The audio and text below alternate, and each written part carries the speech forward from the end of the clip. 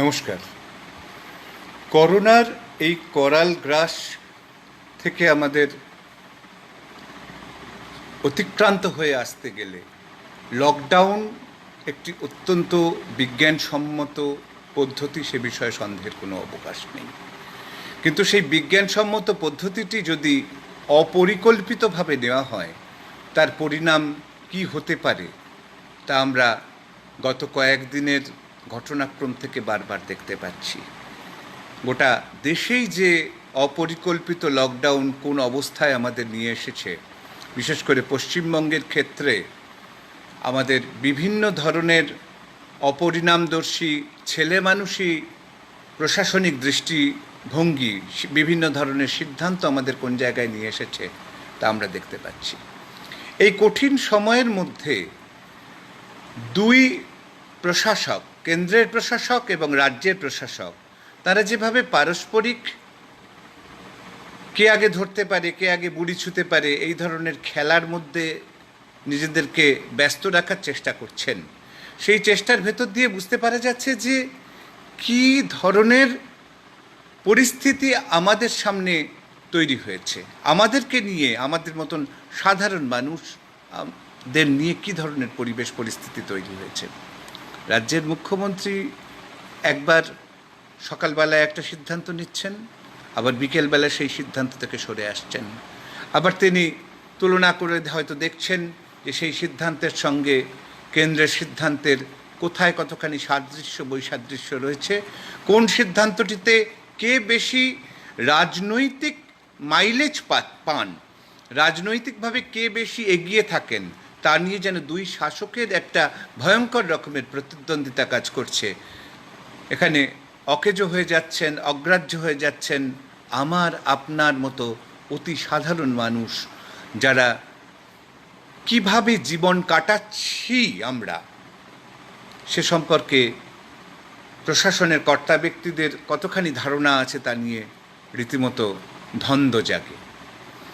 যেভাবে লকডাউনকে কেন্দ্র করে নানান ধরনের চাপান উতর চলছে, এবং সেই চাপান উতারকে কেন্দ্র করে যেভাবে একটা সাম্প্রদায়িক প্ররোচনা চলছে, এ একেবারে হৃদয় বিদীর্ণ করে দেওয়ার মতো একটি বিষয়, ভয়ঙ্কর যন্ত্রণার একটি বিষয়। আমরা গতকাল লক্ষ্য করেছিলাম কী ধরনের ঘটনা টিকিয়াপাড়ায় ঘটেছে। টিকিয়াপাড়ার বিষয়টিকে সাধারণ মানুষের কাছে কিভাবে তুলে ধরা হচ্ছে সাম্প্রদায়িক রাজনীতিকদের পক্ষ থেকে, এবং দুর্ভাগ্যের বিষয় যে আমরা যারা নিজেদেরকে প্রগতিশীল বলে দাবি করি, আমরা যারা নিজেদেরকে নানা রকম ইতিবাচক দৃষ্টিভঙ্গির সঙ্গে সম্পৃক্ত বলে দাবি করি, আমরাও কিভাবে প্ররোচিত হয়ে যাচ্ছি। আমরা কিন্তু একটি বারের জন্য ভাবিনি টিকিয়াপাড়ার ওই ঘন বসতিপূর্ণ এলাকা, ঘিঞ্জি এলাকার মানুষ, যেখানে একটা বড় অংশের মানুষ মুসলমান সম্প্রদায়ের, সেই মানুষগুলি এই রমজান মাসে সামান্য রুটি রুজির জন্য তারা পথে নেমেছেন, বিক্রি করছেন বাজারে। সরকার যে সময় নির্ধারণ করে দিয়েছেন সেই সময়ের ভেতরেই তারা বাজার খুলছেন, এবং যে শারীরিক দূরত্বের যে বিষয়টি সরকার নির্দিষ্ট করে দিয়েছেন সেইভাবেই তারা সেখানে দোকানগুলি খুলছিলেন। সরকার দোকান খোলা যাবে, তারপরে বলেছিলেন আবার না বিকেলবেলাতেও সামান্য সময় খোলা যাবে, সেইভাবেই তারা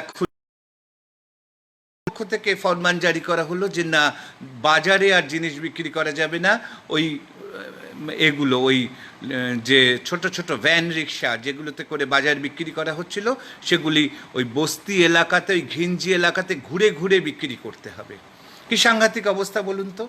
যাদের ওই বস্তি এলাকাগুলি সম্বন্ধে ন্যূনতম ধারণা আছে তারাই বুঝতে পারবেন যে ওই বস্তি এলাকার ভেতরে যদি ওই ভ্যানগুলি নানা রকমের সবজি, ফল মূল ইত্যাদি নিয়ে ঘোরে, তাহলে কি ধরনের ভিড় সেখানে হতে পারে।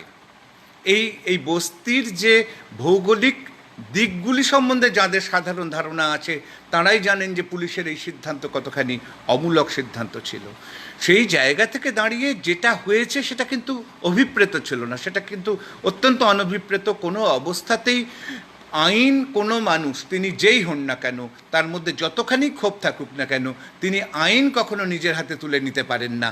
এই আইন নিজের হাতে তুলে নেওয়ার বিষয়টিকে অত্যন্ত কড়া ভাষায় নিন্দা করার সাথে সাথেই বলতে হচ্ছে যে পরিস্থিতির মধ্যে তারা আইনটাকে নিজের হাতে তুলে নিতে বাধ্য হয়েছিলেন, তাদেরকে বাধ্য করা হয়েছিল সেসব গরিব গুরব মানুষ, যাদের বেশিরভাগই জন্মসূত্রে মুসলমান, অত্যন্ত গরিব শ্রমজীবী মানুষ, তাদের প্রতি কি প্রশাসনের কোনো দায়িত্ব ছিল না?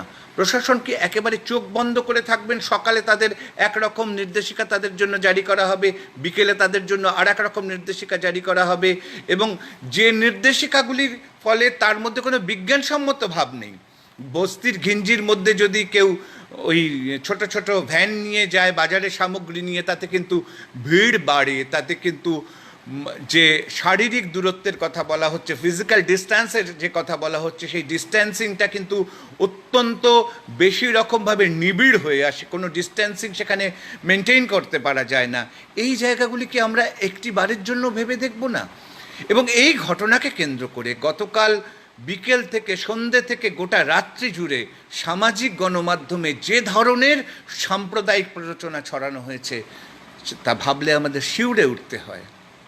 আমরা অত্যন্ত দুর্ভাগ্যের সঙ্গে কতগুলি বিষয় লক্ষ্য করছি যে এই যে একটি অপপ্রচার চলেছিল যে লকডাউন কিছু কিছু বিশেষ অঞ্চলের মানুষ নাকি মানছেন না, এই বিশেষ অঞ্চল বলতে বিশেষভাবে দেখানো হচ্ছিল রাজাবাজার, মেটিয়াবুরুজ, খিদিরপুর ইত্যাদি ইত্যাদি অঞ্চলগুলি, যেখানে মুসলমান জনবসতির সংখ্যাধিক্য রয়েছে।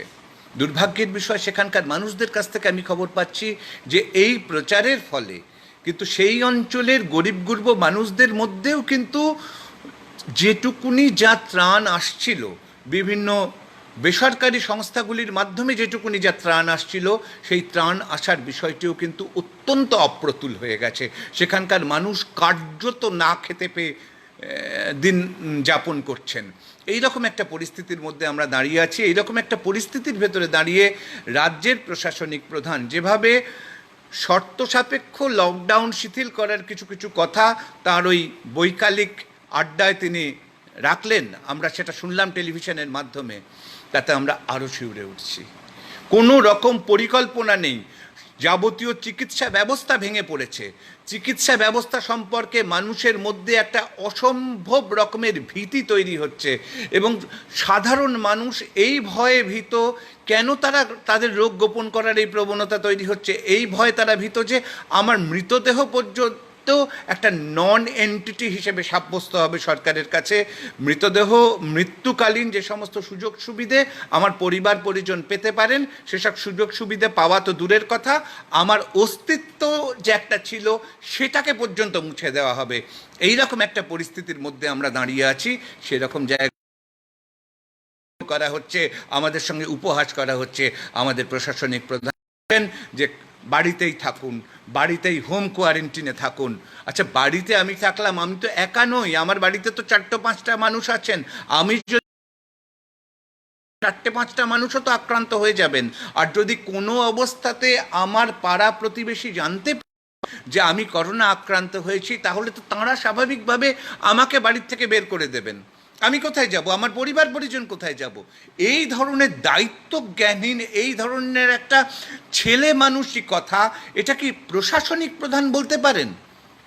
এটা রাস্তার পাড়ার মোড়ে আড্ডা দেওয়া পারে, কিন্তু এটা প্রশাসনিক প্রধান সমস্ত রকমের গণমাধ্যমের সামনে তিনি এই ধরনের কথা বলছেন। এটা ভাবলে আমাদের সত্যি খুব আতঙ্কিত হতে হয়, এটা ভাবলে আমাদের খুব শিউরে উঠতে হয়। এর পাশাপাশি আরেকটি জিনিস আমরা খুব আতঙ্কিত বোধ করছি, যে এই করোনা চিকিৎসার দিশা যে কী হতে পারে সে সম্পর্কে চিকিৎসা বিজ্ঞানের সঙ্গে সম্পৃক্ত মানুষজন অত্যন্ত দ্বিধান্বিত। তারা কোনো স্থির সিদ্ধান্তে আসতে পারছেন না, নানা ধরনের গবেষণা তারা চালাচ্ছেন। তারা একটি পথ হিসেবে প্লাজমা থেরাপির কথা বলছেন, যদিও তারা খুব পরিষ্কার করে বলছেন না যে এই প্লাজমা থেরাপিটাই একেবারে একটা সঠিক উপশমের বিষয়বস্তু, কিন্তু তারা প্লাজমা থেরাপির কিছু পরীক্ষা নিরীক্ষা তারা চালাচ্ছেন। এই রকম একটি অবস্থাতে আমরা দেখতে পেলাম এই নিজামুদ্দিনে যারা গিয়েছিলেন তাবলিগি জামাতের মানুষজনেরা, যাদের ঘিরে নানা ধরনের সাম্প্রদায়িক কুৎসা রটানো হলো, সাম্প্রদায়িক অপপ্রচার হলো, এইসব মানুষগুলি দলে দলে এসে প্লাজমা দিচ্ছেন, তারা সুস্থ হয়ে, তারা একেবারে চিকিৎসা বিজ্ঞান সম্মত উপায়ে তাদের কারো শরীরে করোনা সংক্রমণ নেই এই শংসাপত্রটি পাওয়ার পর তারা প্লাজমা দিচ্ছেন। এই রকম একটি অবস্থাতে পশ্চিমবঙ্গেও এই প্লাজমা থেরাপির কাজটা কিছু কিছু শুরু হলো। এখানকার চিকিৎসা বিজ্ঞানের সঙ্গে সম্পৃক্ত মানুষজনেরা কিছু কিছু অবস্থাতে কিন্তু এই প্লাজমা থেরাপির ব্যাপার নিষিদ্ধ বলে ঘোষণা করলেন। এটিকে তারা আর চালাতে দেওয়ার যাবে না বলে ফরমান জারি করলেন। জানি না এর পেছনেও কোনো ধরনের সাম্প্রদায়িক উদ্দেশ্য আছে কিনা, এর পেছনেও কোনো ধরনের ভেস্টেড ইন্টারেস্ট কাজ করছে কিনা, কিন্তু এই বিষয়টি খুব দুঃখজনক। তাই এই রকম পরিস্থিতিতে আমরা সত্যিই কার্যত দিশেহারা। চারিদিকে এই অতিমারীকে কেন্দ্র করে একটা ভয়ঙ্কর সামাজিক আর্থিক সংকটের ভেতরে জোরদারভাবে চলছে সমাজটাকে হিন্দু মুসলমানে বিভাজিত করে দেওয়ার একটা ভয়ঙ্কর রকমের প্রয়াস। বিভিন্ন ঘটনাকে কেন্দ্র করে তার গায়ে একটা সাম্প্রদায়িক তকমা লাগিয়ে দেওয়ার চেষ্টা হচ্ছে, এবং আজকাল সেগুলিকে নানাভাবে সামাজিক গণমাধ্যমে নিজের মতো করে সেগুলোকে নানানভাবে মানুষকে একটা বিপথে পরিচালিত করবার চেষ্টা করা হচ্ছে। এই যে ভয়ঙ্কর অবস্থা, এই ভয়ঙ্কর অবস্থা সম্বন্ধে কিন্তু আমরা যারা কিছুটা প্রথাগত শিক্ষার আওতায় আসতে পেরেছি, কতটা মানসিক শিক্ষার আওতায় আসতে পেরেছি তা বলতে পারা যায় না। আমাদেরকেই কিন্তু সতর্কতা অবলম্বন করতে হবে। আমাদের কিন্তু সাধারণ মানুষকে বোঝাতে হবে যে এই ভয়াবহ বিপদ কিন্তু কোনো মামুলি বিপদ নয়। এই বিপদের সাথে সাথে রাজনৈতিক হিন্দু সাম্প্রদায়িক শিবির তারা কিন্তু তাদের যে রাজনৈতিক কর্মসূচি, অর্থাৎ হিন্দু মুসলমানে দেশটাকে বিভাজিত করে রাজনৈতিক হিন্দুত্বকে প্রতিষ্ঠিত করা, সেই পথে কিন্তু তারা চলছে। এই ভয়ঙ্কর সময়ে কিন্তু তারা তাদের রাজনৈতিক অবস্থান থেকে এতটুকুনির জন্য সরে আসেনি। তার পাশাপাশি আমাদের রাজ্যেও কিন্তু ভয়াবহ আকারে একটা প্রতিযোগিতা এবং ভাষাভিত্তিক সাম্প্রদায়িকতা প্রবল হয়ে রয়েছে। বারবার এই সামাজিক প্রচার মাধ্যম বাংলা পক্ষ নামক একটি সংগঠন, যাদের সঙ্গে রাজ্যের শাসকদেরই অত্যন্ত বেশি রকমের সহৃদয়তা আছে, তারা নানানভাবে হিন্দিভাষী মানুষদের উদ্দেশ্যে কটূক্তি করে যাচ্ছেন। এ ধরনের সংস্কৃতি কিন্তু আমাদের বাংলা সংস্কৃতি নয়। বাংলা কিন্তু জাতি, ধর্ম, বর্ণ, লিঙ্গ, ভাষা নির্বিশেষে সমস্ত মানুষকে চিরদিন আপনার করে নিয়ে এসেছে। আজকে আমাদের এই ভয়াবহ বিপদের সামনে দাঁড়িয়ে সেই ধারাকেই আমাদের বয়ে নিয়ে যেতে হবে। কোনো রকম প্ররোচনায় আমরা যাতে পা না দিই, কোনো রকম ফাঁদে যেন আমরা পা না দিই, সেজন্য আমাদের প্রতিটি মানুষকে কিন্তু সতর্ক থাকা দরকার। ক্ষুদ্র সংকীর্ণ দলীয় মতাদর্শের উপরে ঊর্ধ্বে উঠে আমাদেরকে কিন্তু মানুষ ভগবানকে আগে স্থান দিয়ে মানুষ ভগবানের জন্য আগে চিন্তা করতে হবে। সবাই ভালো থাকুন, সুস্থ থাকুন। নমস্কার।